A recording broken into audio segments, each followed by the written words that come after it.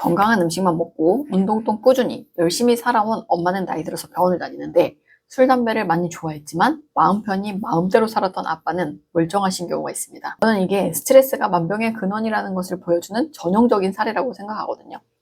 그 어떤 건강한 생활 습관들을 열심히 따르는 것보다 내 스트레스를 관리하는 게 훨씬 중요하다는 생각을 자주 합니다. 진료실에서 슬플 때가 평생을 착하게 남을 위해서 살아오신 분이 병이 진단된 뒤에 후회하시면서 슬퍼하실 때입니다. 만병의 근원인 스트레스를 어떻게 해석하고 다뤄야 할지에 대해서 정리해 드리도록 하겠습니다. 부디 여러분들이 편안해지시는데 도움이 되었으면 좋겠습니다. 스트레스 반응은 우리가 두려울 때 나타나는 신체 반응인데요. 어떤 상황이 나의 생존에 위협이 된다고 느끼면 우리의 편도체라는 데가 활성화됩니다. 편도체가 활성화되면 119 알람이 울린 것처럼 교감신경이 항진되고 부신에서 코티졸이라는 호르몬이 분비됩니다. 그러면 무의식 중에 내 심장 박동이 빨라지고 호흡도 가빠지고 식은땀도 나고 속도 울렁거릴 수도 있고 근육의 긴장도가 올라가면서 혈당도 상승하게 됩니다.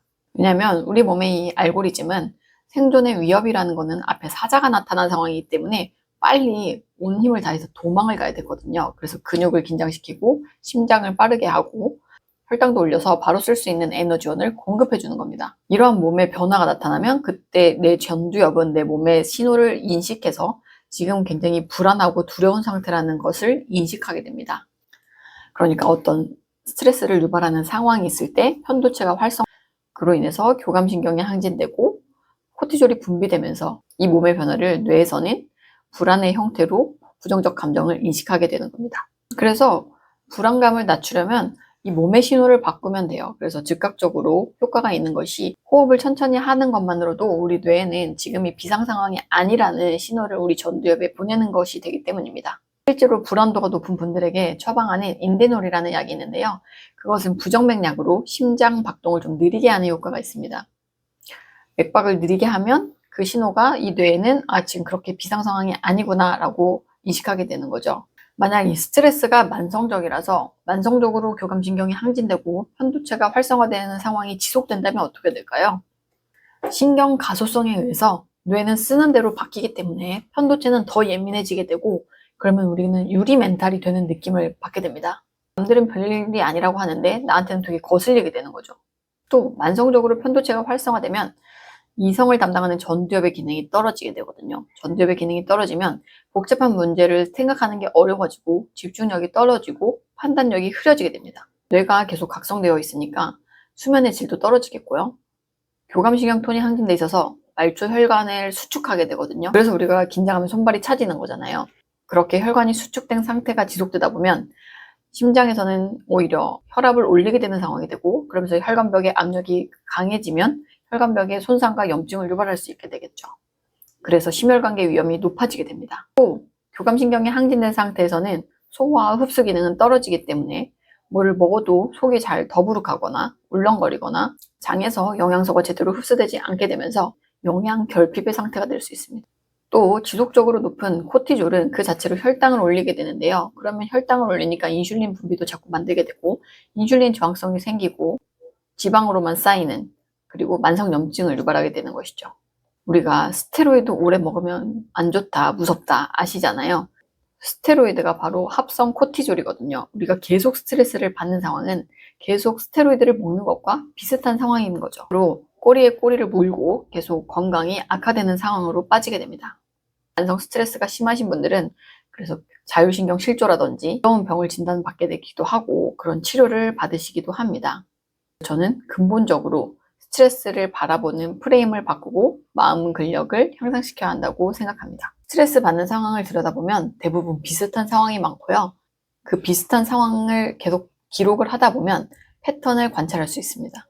주말 아침에 저희 남편이 이불 정리를 하면서 막 투출대는 거예요. 저는 그걸 보자마자 갑자기 스트레스를 받습니다. 남편은 그냥 좀 요즘 일이 힘들어서 짜증을 낸 거거든요. 저는 물어보지도 않고 지레짐작하면서 혼자 스트레스를 받는 거예요. 남편의 목소리와 표정이 왠지 불편한 것처럼 보이니까 제 편도체가 활성화됐고 편도체 활성화로 교감신경이 항진되고 코티졸이 나오면서 제 몸의 긴장도가 올라갔고 그 몸의 신호를 제 뇌에서는 불안으로 인식했습니다. 이성적 판단이 떨어지면서 상황을 다각도로 보지 못하고 오로지 나와 연관지어 생각하면서 내가 뭘 잘못했나? 하고 터널 시야로 상황을 보게 되는 거죠. 만약에 이런 비슷한 상황이 이전에도 있었는데 유독 오늘만 제가 거슬렸다면 이번 주 내내 제가 조금 일이 많았다거나 애가 아팠다거나 업무상 스트레스가 많아서 많이 지쳐 있어서 편도체가 예민해진 상태일 수도 있습니다. 그러면은 평상시에는 그냥 넘길 일이었는데 오늘만 유독 거슬렸을 수도 있겠고요. 만약 이전에도 이런 상황이 있었는데 이런 상황에서 남편과 대화를 했을 때 항상 안 좋은 결론이 났었다면 남편의 투덜거림은 내 잘못이다. 이런 회로가 제 뇌에 장착되어 있을 수도 있습니다. 이런 해석의 프레임이 자꾸 되살아나는 것을 저의 과거로 가서 살펴보게 된다면 제가 어릴 때 부모님 눈치를 많이 보고 제 가치를 증명하는 삶을 살아왔기 때문인지 부정적 감각을 제 잘못과 연관지어 생각하는 습관이 형성되어 있을 수도 있는 거거든요. 즉, 눈치를 많이 보는 편이라는 얘기겠죠. 거기에 어떤 인류 보편적인 진화적 배경까지 거슬러 올라가 본다면 인간에게 집단 내에서 인정받는 것은 생존에 매우 중요한 요소였기 때문에 상대의 불만을 나에 대한 위협으로 느끼고 과민 반응하는 것은 관계를 유지해서 집단에서 쫓겨나지 않기 위한 원시적인 생존 전략일 수도 있습니다. 인간의 모든 행동에는 결정론적인 이유가 있다는 로버트 세폴스키 교수님의 행동이라는 책의 내용을 바탕으로 저의 스트레스 상황을 한번 해석해 봤습니다. 저도 제가 왜 이렇게 눈치를 많이 볼까, 제가 자존감이 낮은 건가, 저를 참 싫어했던 적이 있었는데요. 제가 눈치를 많이 보는 것은 자존감이 낮은 것이 아니라 저의 유전자, 양육된 환경, 제 호르몬, 신경 가소성, 신경전달 물질 이런 것들의 총체적인 작용 때문에 그렇게 된 것이더라고요. 내가 그러고 싶어서 그런 게 아니라 어쩔 수 없이 이렇다는 것을 알게 되니까 저를 있는 그대로 이해하게 됐습니다. 그리고 결국 스트레스라는 것은 내 마음의 프레임이 만들어내는 것이구나 이런 생각이 들었는데요. 그러면 나는 평생 이렇게 살아야 되는가? 그렇지 않습니다. 예민해진 편도체를 안정화시키고 편도체가 안정화되면 전두엽이 활성화되면서 스트레스 상황을 좀 더 이성적으로 바라볼 수 있게 되고 감정적 소모를 하지 않을 수 있게 되더라고요. 남편이 아침에 툴툴댈 때 예전에 저라면 내가 뭘 잘못했나? 이렇게 저와 연관지어 생각하면서 하루 종일 그 생각에 얽매여 있게 됩니다. 그런데 지금은 이렇게 하는 거죠. 아, 또 불안 버튼이 눌렸구나. 이건 내 편도체가 예민하게 반응한 거지. 남편이 왜 그런지 한번 물어봐야 되겠다. 습관적인 스토리텔링을 멈추고 사실이 무엇인지 알아볼 수 있는 전두엽의 기능을 활용하는 거죠. 감정으로 끌려서 하루 종일 물어보지도 못하고 주말 내내 끙끙 앓다가 이렇게 바뀌게 된 겁니다. 이게 당연히 하루아침에 된 것은 아니고요. 저도 기록을 하면서 이게 가능했습니다. 처음에 저도 기록을 했더니 맨날 스트레스, 불안, 짜증, 분노 이런 것들만 자꾸 기억나서 저는 제가 정말 부정적 인간인가 보다 했어요. 편도체가 활성화된 상태라서 항상 부정적인 생각들에 많이 얽매여 살았더라고요. 그런데 먹는 것도 바꾸고 잠도 잘 자고 하면서 편도체가 안정화되니까 그 기록을 통해서 항상 그 상황을 조금 들여다보고 전두엽을 써서 상황을 해석하다 보니 좀 다르게 볼 수 있는 힘을 갖게 된 거거든요. 거창하지 않아도 되고 오늘 어떤 상황에서 스트레스를 받았고 그때 내 몸의 신호는 어땠는지 내가 어떤 생각을 했는지 써보는 겁니다. 오늘 회의에서 팀장이 내 이야기를 무시했다. 손발이 차지고 심장이 두근두근했다. 이걸 일주일만 써보면 패턴이 보입니다. 내가 발작 버튼이 눌리는 때가 언제인지. 평가하거나 판단하지 말고 그냥 발견만 해보시면 돼요. 그 상황에서 두려워하는 게 있을 거거든요. 저는 그게 남들한테 평가받는 상황이었고 인정받지 못할까봐 두려운 거였습니다. 이게 나쁜 것은 아니라는 것, 그냥 우리가 살면서 나의 결핍이 반영된 욕구라고 저는 생각하거든요. 자책하지 마시고 나는 이런 게 중요한 사람이구나 라고 생각하시면 좋겠습니다. 그러면서 내가 진짜 원하는 게 무엇이었을까? 이렇게 한 문장 생각해 보시는 거죠. 만약에 인정 욕구가 강하신 분이라면 나는 가치를 만들어낼 때 삶의 의미를 느끼는 사람인 겁니다. 근데 그 인정을 타인에게서만 찾았기 때문에 외부적인 가치에만 의미를 두었기 때문에 제가 힘들었던 거였거든요. 제 자신이 어떤 일을 할 때 나 스스로 가치 있다고 느끼는가? 질문은 이렇게 바꿔보면 됩니다. 그리고 내가 스스로 생각하는 나의 가치가 확실히 정리가 되면 타인의 반응에 덜 흔들리게 되더라고요. 만약에 관계 안에서 안정감을 갖고 싶다면 내가 연결이 중요한 사람이란 뜻이겠죠.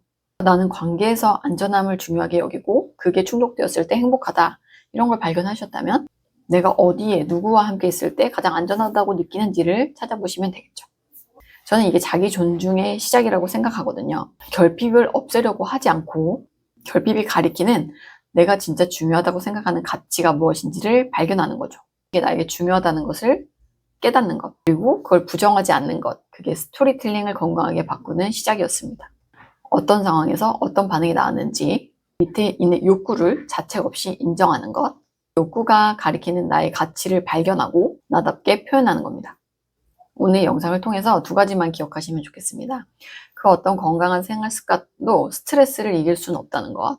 스트레스 관리는 편도체 안정화와 전두엽 활성화로 할 수 있고 명상과 기록이 그 힘이 된다는 겁니다. 그러니까 안 좋은 것들을 먹고 잠을 잘 못 자고 몸을 움직이기 싫은 것도 찾아가다 보면 스트레스가 있거든요. 그래서 저는 건강에 있어서 이 작업이 그 무엇보다 중요하다고 생각합니다. 스트레스 상황에서 나를 자책하지 않고 그 상황에 있는 나의 두려움, 나의 결핍이 무엇인지, 그 결핍이 가리키고 있는 진짜 내가 추구하는 삶의 가치가 무엇인지도 발견해 보셨으면 좋겠습니다. 그 가치를 나답게 표현하는 게 습관적인 스토리텔링을 바꾸고 지속 가능한 건강이 시작될 거라고 생각합니다. 오늘 영상이 도움이 되셨다면 구독, 좋아요 해주시면 저에게도 큰 응원이 되겠습니다. 긴 영상 끝까지 시청해주신 분들 감사합니다. 오늘도 평안한 하루 되시길 응원하겠습니다. 감사합니다.